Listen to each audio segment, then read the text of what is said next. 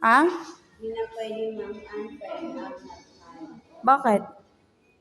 Kasi, naidadagdag ko pa. Paano kung sabi niya may problema siya, tapos ayaw kanyang makita, ayaw kanyang makausap, ayaw kanyang kasama sa mga... Problema mo na yan. Hindi ko na problema. Dapat ba na akala mo yung problema mo? Tapos dinadamay mo pa ako. Problema mo na yan. Hindi dinadamay mo.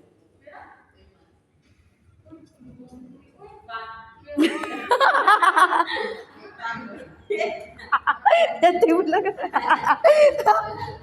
Anong problema mo? Ako? Ay, hindi. Anong problema mo? Ako o ito? O ganito?